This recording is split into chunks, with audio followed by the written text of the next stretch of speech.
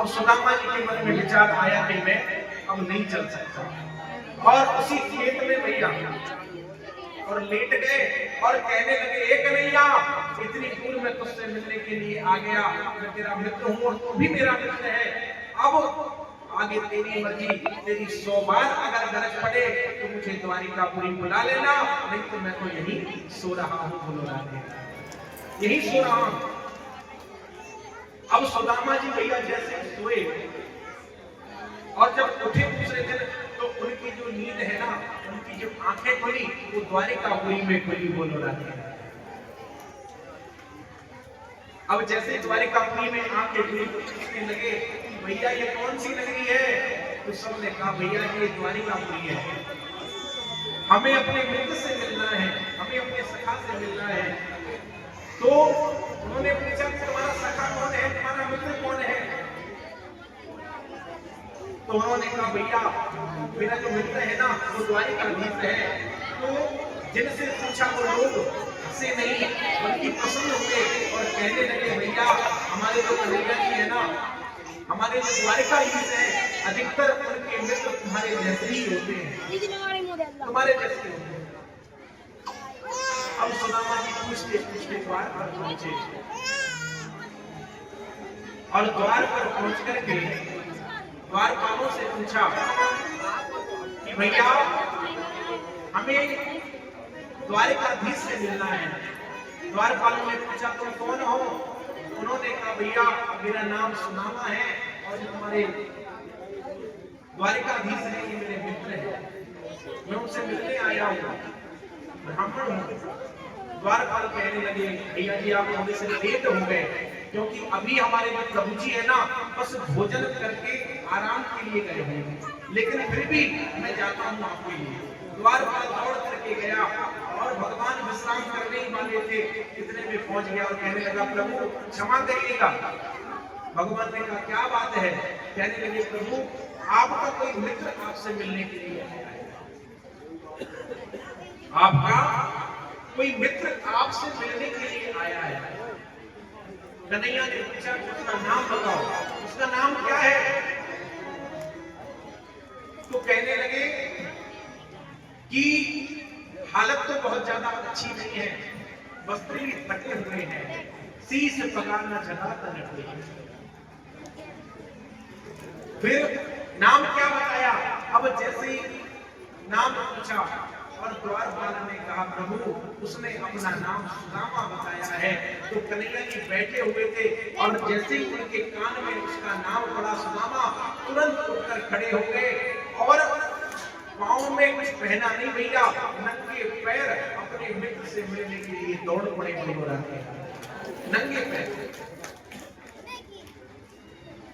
नंगे पैर दौड़कर जा रहे हैं और कहीं उनका दुपट्टा गिरा। आज सब द्वारपाल देख रहे हैं, ऐसा कौन सा मित्र आ गया जिसके लिए हमारे द्वारकाधीश नंगे पैर दौड़ रहे हैं। महल दूर है, दौड़ करके जा रहे हैं भैया। अब जैसे दरवाजे के सामने पहुंचे, द्वारपालों से पूछा, कहाँ है मेरा मित्र? सुदामा जी थोड़े आगे से आवाज लगाई, ओ मित्र सुदामा। सुदामा जी ने भैया पीछे मुड़ करके देखा तो कन्हैया जी ने दौड़ कर जाकर के और अपने मित्र को अपने गले से लगा लिया। बोली राधे राधे। द्वारिकाधीश भगवान की। और आइए हम भी मिलन करवाते हैं भगवान का सुदामा जी से।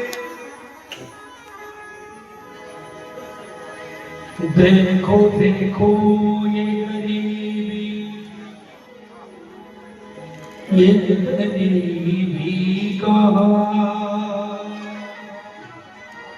कृष्ण के द्वार पे विश्वास लेके आया हूँ। मेरे बचपन का यार है मेरा शाह, यही सोच कर मैं आस लेके आया हूँ।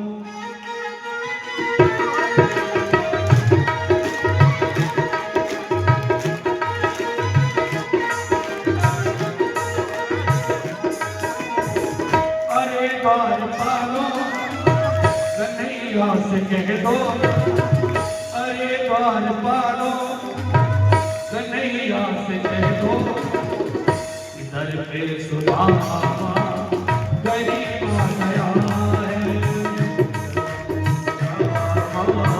गरीब आ गया है, भटकते भटकते न जाने कहाँ से, भटकते भटकते न जाने कहाँ से, तुम्हारे महल के गरीब आ गया है, तुम्हारे महल के गरीब आ गया है, अरे बार पालो कन्हैया से कह दो, अरे बार पालो कन्हैया से कह दो, इधर पे सुदामा गरीब आ गया है, इधर पे सुदामा गरीब आ गया है।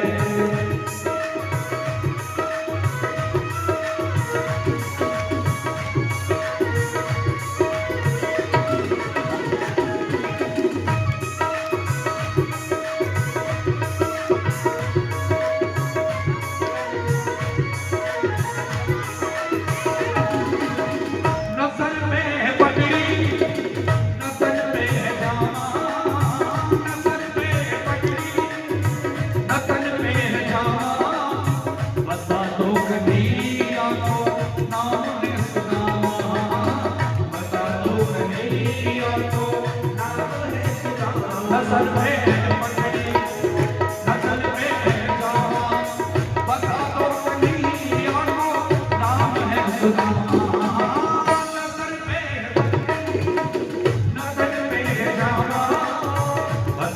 कन्हैया को नाम है सुदामा, बता दो कन्हैया को नाम है सुदामा।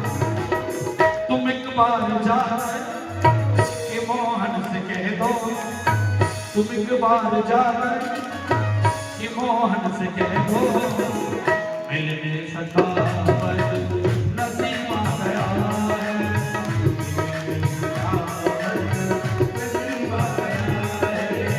अरे बार पालो कन्हैया से कह दो, अरे बार पालो कन्हैया से कह दो, इधर पे सुदामा गरीब आ गया है, इधर पे सुदामा गरीब आ गया है। शीश लगान झका तन में प्रभु जान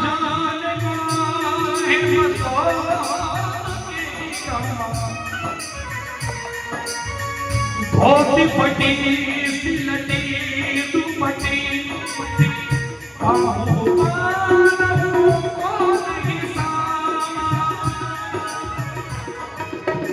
पूछत दीन दयाल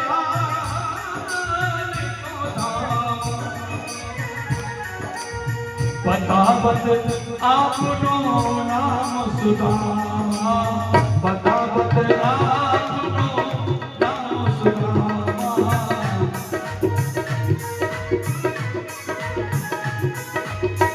सुनते ही दौड़े चले आए मोहन, लगाया गले से सुदामा को मोहन,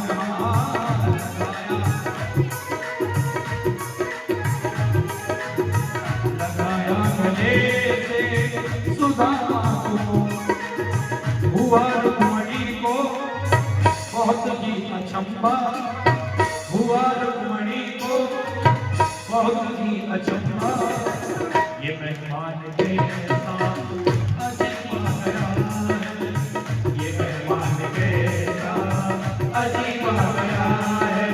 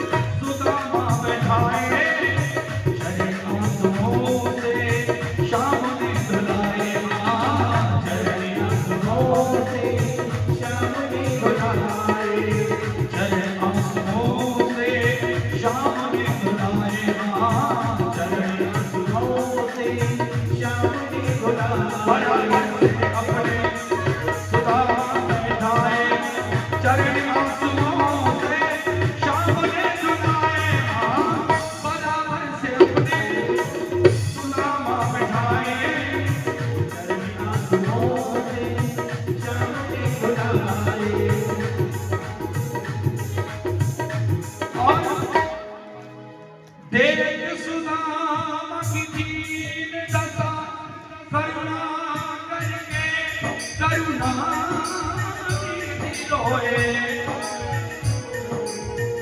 पानी परात को हाथ छुओ नहीं, नैनन के जल से पग धोए, नैनन के जल से पग धोए, नैनन के जल से पग धोए।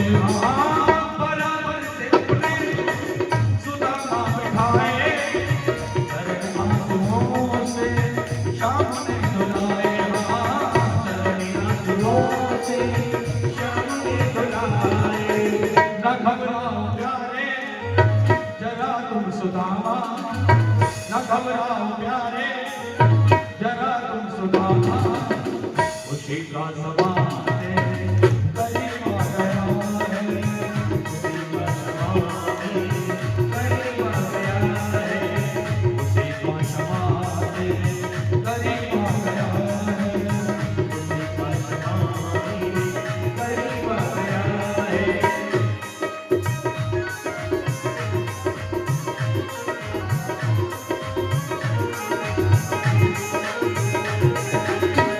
और सुदामा कहते हैं, भगवान मैंने जिंदगी सवारी मुझको गले लगा के, बैठा दिया भक्त पे मुझको हाथ से उठा के, मेरी जिंदगी सवारी मुझको गले लगा के, बैठा दिया भक्त पे मुझको हाथ से उठा के, नीचे साया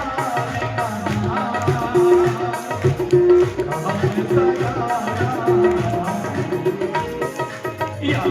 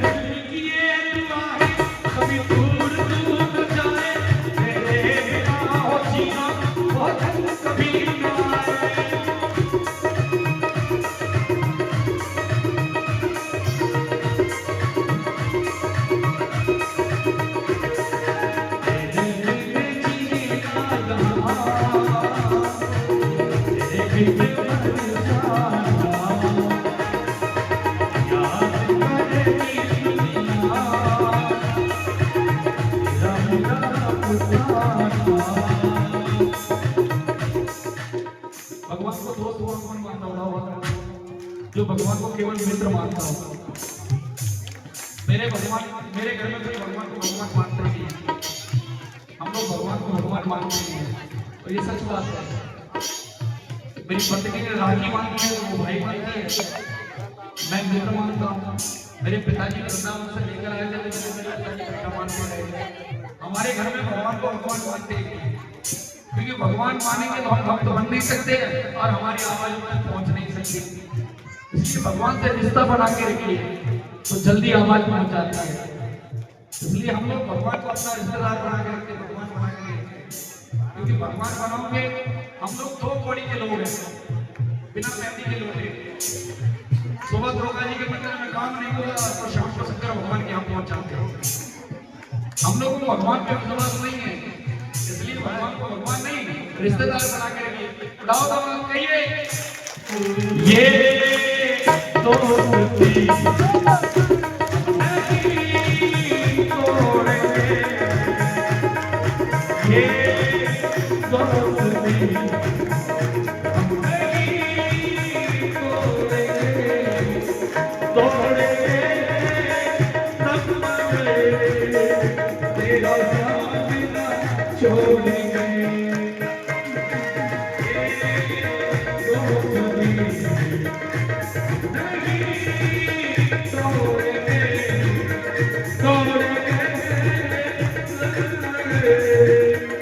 तेरा तोड़ेंगे।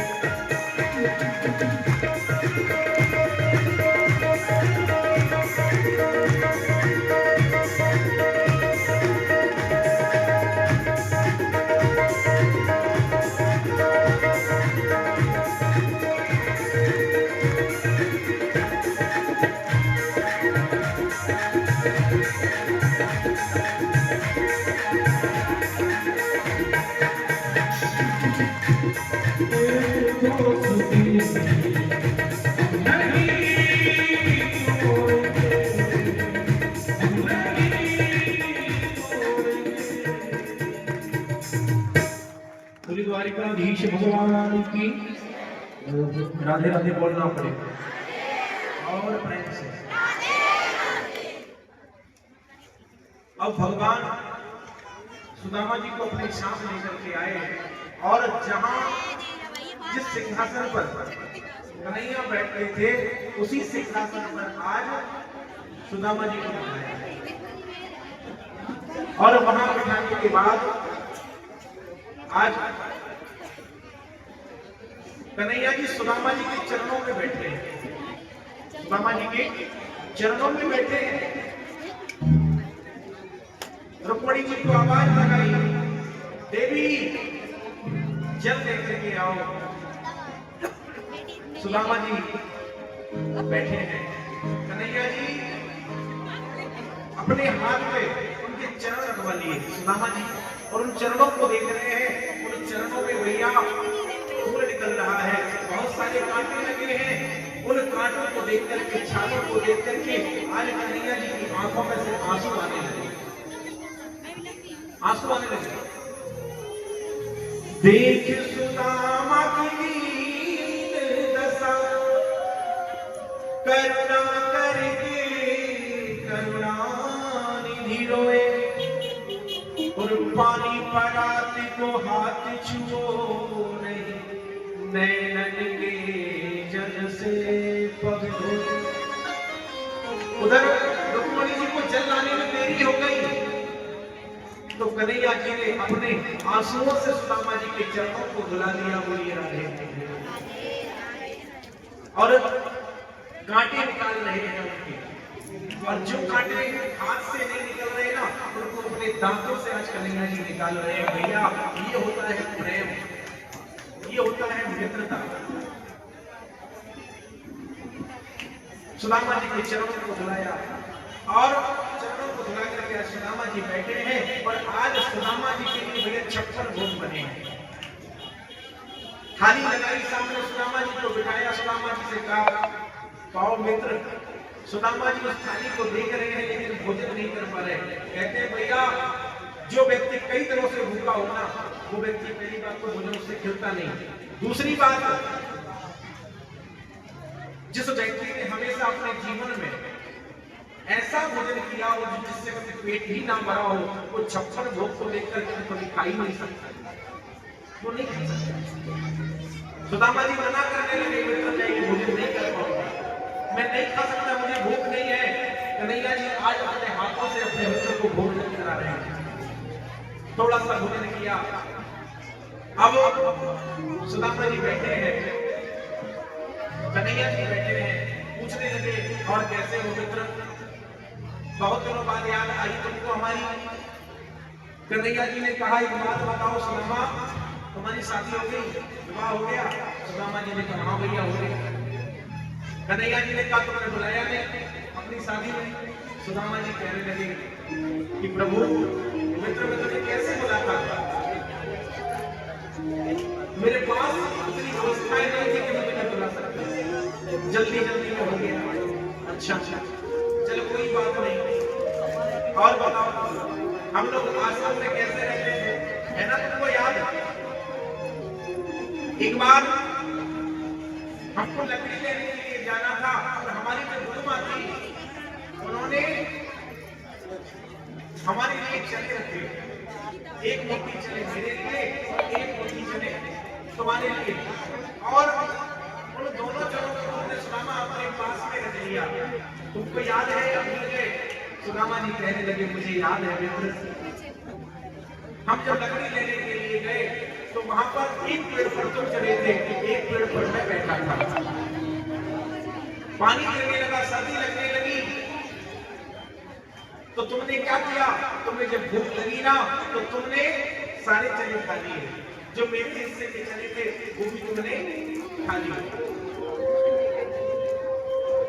और जब मैंने तुमसे पूछा कि बताओ मित्र ये कट्टर की आवाज कैसी आ रही है, तो तुमने मुझसे कहा कि मित्र मुझे सर्दी लग रही है इसलिए मेरे दांत खिटखिटा रहे हैं।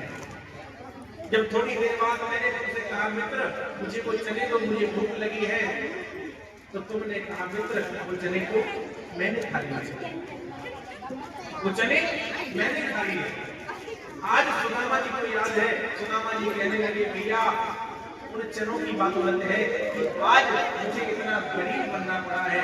कहते हैं भैया जीवन में सब कुछ करना लेकिन कभी किसी का हक मत खाना, बोलो रास्ते कभी किसी का हक मत खाना, क्योंकि तुम उसका हक खा लोगे वो तुमसे कुछ नहीं कहेगा, लेकिन उसकी अंतर आत्मा से जो आवाज जो बदुआ तुम्हारे लिए निकलेगी ना वो तुम्हारा सब कुछ बर्बाद कर देगी, बोलो रास्ते। गुरु से कपट मित्र से चोरी, या हो निर्धन या हो कोड़ी। इसीलिए जीवन में एक संकल्प लेना, चाहे भूखे सो जाना भैया, लेकिन कभी किसी से कपट मत करना।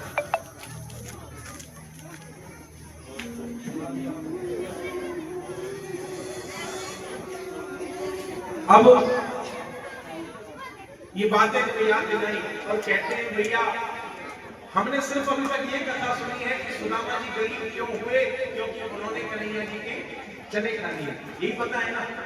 लेकिन इसकी विशेषता ये है भैया कि उसी आश्रम में एक बार दुर्वासा ऋषि आए, और दुर्वासा ऋषि जब आए तो दुर्वासा ऋषि कहने लगे कि मैया हमें भिक्षा में कुछ चाहिए, लेकिन उस समय भिक्षा में कुछ था नहीं, क्योंकि जो दो मुखी चने थे उनको मैया ने पहले ही बात में रख दिया था, किसके लिए? सुदामा जी के लिए, कृष्ण के लिए। अब दुर्वासा जी जब पूछने के लिए आए तो मैया ने मना कर दिया, कह दिया भैया महाराज अब कुछ नहीं है, अगर कोई आएगा तो मैं दे दूंगी। अब दुर्वासा जी ने जब ध्यान लगा करके देखा तो उन्हें वो चने की पोटली दिखी। जब वो चने की पोटली दिखी तो दुर्वासा जी कहने लगे माँ तुमने मुझसे झूठ बोला है, तुम्हारे पास चने रखे हैं फिर भी तुमने मुझसे झूठ बोला। मैया ने कहा भैया महाराज इन चनों को मैंने बच्चों के लिए बांधा है, लेकिन तब तक दुर्वासा ऋषि ने श्राप दे दिया कि जो भी इन चनों को खाएगा वो दरिद्र हो जाएगा, वो निर्धन हो जाएगा। और ये पता किसको चल गया? सुदामा जी को। तो सुदामा जी के मन में विचार आया कि मैं अपने मित्र को ये चने खिलाऊंगा तो मेरा मित्र निर्धन हो जाएगा, इसलिए ये चने मैं अपने मित्र को नहीं खिलाऊंगा, ये चने मैं खुद खा लूंगा। बोलो राधे कृष्ण। कोई सोच सकता है इतना मित्र के लिए? इसलिए सुदामा जी ने वो चने खाए। अगर वो चने कन्हैया जी भी अगर खा लेते ना भैया तो आज द्वारकाधीश के राजा नहीं बनते, वो भी सुदामा जी की तरह हो जाते। इसलिए अपने मित्र को बचाने के लिए वो चने सुदामा जी ने खाए। अब इधर साथ में बैठे थे तो आज कहा सुदामा जी पूछने लगे कन्हैया एक बात बता, तेरा विवाह हुआ कैसे हुआ? तूने विवाह में नहीं बुलाया। कन्हैया जी कहने लगे भैया मैं कैसे बुलाता कि मेरे विवाह का तो मुझे पता नहीं था, मेरे विवाह का मुझे खुद पता नहीं था कि मेरा विवाह कब होना है, तो मैं तुझे कैसे बुलाता? अब एक काम कर, कोई बात नहीं, एक बात बता कि भाभी माँ ने मेरे लिए कुछ भेजा है कि नहीं? तो सुदामा जी एक पोटली रख रहे थे, शर्म के चक्कर में उस पोटली को और दुकाने लगे।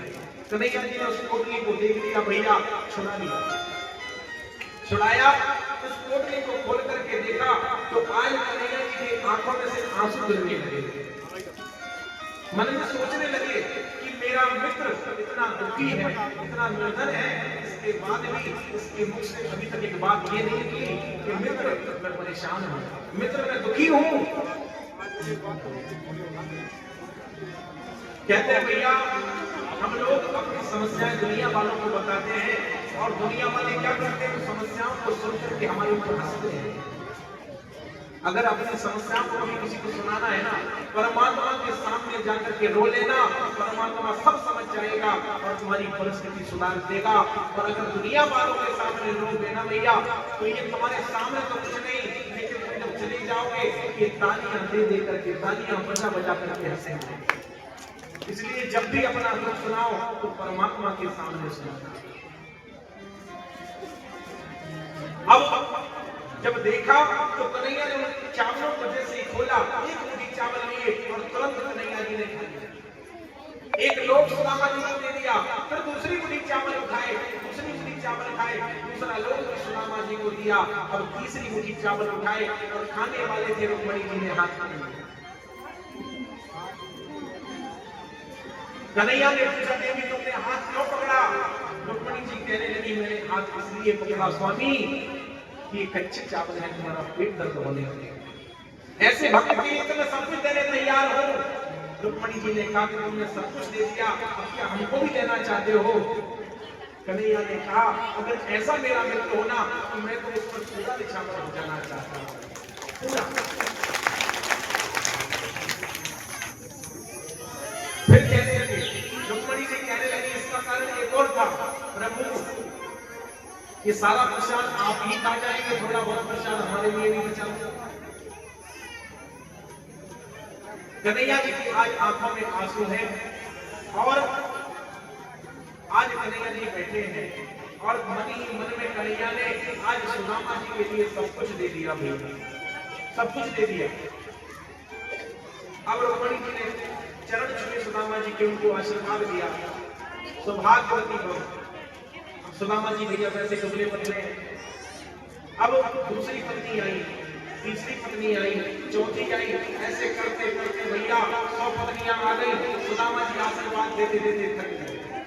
अब ये हाथ अपने हाथ से उतर नहीं रहा और दूसरा हाथ इसमें लगा लिया, ऐसे सौभाग्यवती भव, सौभाग्यवती भव। ऐसे करते करते भैया प्राप्त हो गए। कितनी? 5। धीरे से सुदामा जी ने पूछा कि भैया एक बात बता, ये सब अपनी है या व्यवस्था करें? कन्हैया जी कहने लगे, मित्र ये सब अपनी है। तो एक बात बता कन्हैया, चल मेरी तो एक शादी हुई, मैंने तुझे नहीं बुलाया, लेकिन तूने इतने विवाह किए, तूने क्यों नहीं बुलाया? कन्हैया जी कहने लगे, भैया विवाह तो मेरे 16,108 हुए, लेकिन एक भी विवाह ऐसा नहीं हुआ जहां मैं बारात लेके गया हूं। सारे विवाह ऐसे हुए मैं पहुंच गया और घर से लेकर के आया। तो एक काम कर कन्हैया, उन सब के एवज में तू ही मुझे प्रणाम कर ले, क्योंकि अगर मैं इतनी देवियों को आशीर्वाद होता ना तो मैं आशीर्वाद देने के लिए बचूंगा ही नहीं। इसलिए तू खुद मुझे प्रणाम कर ले। तो कन्हैया जी चरणों में झुक गए और प्रणाम किया। आज सुदामा जी ने कन्हैया को आशीर्वाद दिया भैया, और आशीर्वाद देने के बाद अब सुदामा जी के मन में विचार आया कि मित्र के यहाँ जाना रुकना भी नहीं चाहिए। तो सुदामा जी जाने के लिए तैयार हो गए, कहने लगे, मित्र अब मुझे जाना है। तो कन्हैया ने भी कह दिया, ठीक है मित्र जाओ। कन्हैया जी ने नहीं रोका। अब सुदामा जी भैया अपनी नगरी पहुंचे। तो अपनी नगरी में पहुंच करके इन्होंने क्या देखा?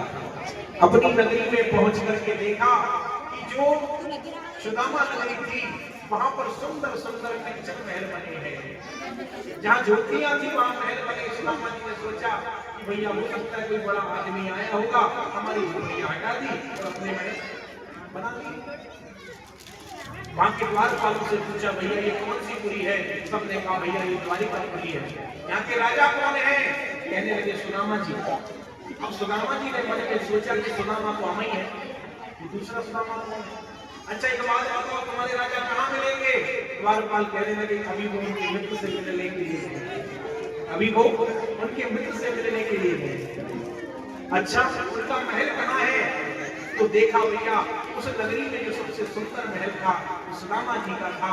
वहां सुदामा जी पहुंचे और वहां पहुंच करके उन द्वारपालों से कहा, भैया एक काम करो,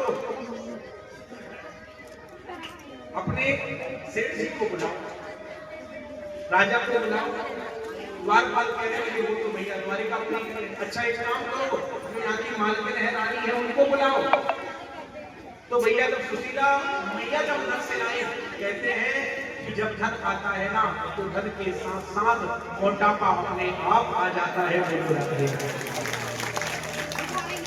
जो सुशीला मैया दुखी पत्नी थी, देखने में सुंदर नहीं थी, काली लगती थी, वो आज जब उधर से चल करके जब आई तो सुदामा जी उनको पहचान नहीं पाए और मन में सोचने लगे भैया ये तो किसी और राजा की देवी जी है, ये तो किसी और राजा की देवी जी है। और लौट करके जाने लगे।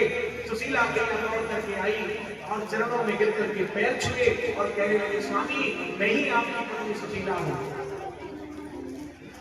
अच्छा देवी ये सब क्या हुआ, किसने किया? सुशीला मैया कहने लगी ये सब तुम्हारे मित्र का कमाल है प्रभु जी, तुम जब अपने मित्र के पास गए ना सब उनकी ही कृपा है। सुदामा जी कहने लगे देखो देवी मुझे तो दर्शन करना था, मुझे दर्शन मिल गए और तुम्हें धन चाहिए था तो तुम्हें धन मिल गया।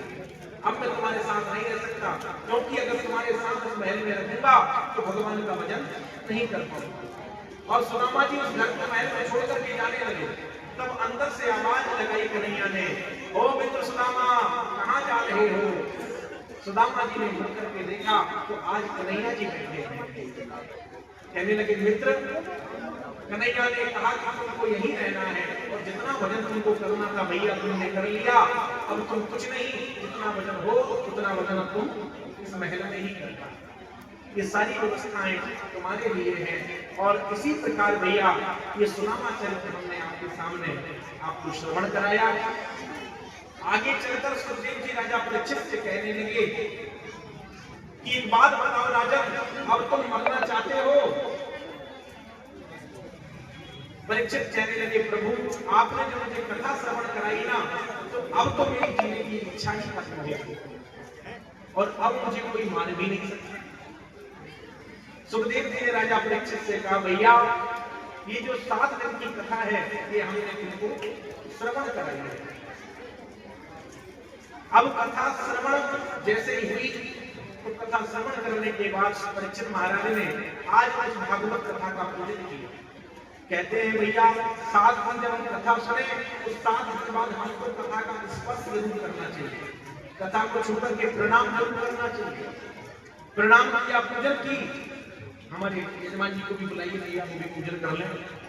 पूजन की और पूजन करने के बाद आज राजा परीक्षित जी अपने घर गए। तो घर जब पहुंचे तो इनका एक पुत्र है जन्मेजय और आज 7वां दिन पूर्ण हो चुका है, 7वां दिन पूर्ण हो चुका है और आज तक्षक नाम राजा परीक्षित को दसने आने वाला है। तो जो इनके पुत्र है जन्मेजय, तो जन्मेजय ने आज क्या किया, 5000 सैनिक लगा दिए, इसलिए कि तुम देखना कहीं से भी तक्षक नाग अंदर ना आ जाए। लेकिन तक्षक नाग आ रहा था, बीच में इनके ब्राह्मण देवता मिले। उन ब्राह्मण देवता से पूछा कि महाराज तुम कहाँ जा रहे हैं? उन ब्राह्मण देवता ने कहा कि भैया मैं राजा परीक्षित को बचाने के लिए जा रहा हूँ।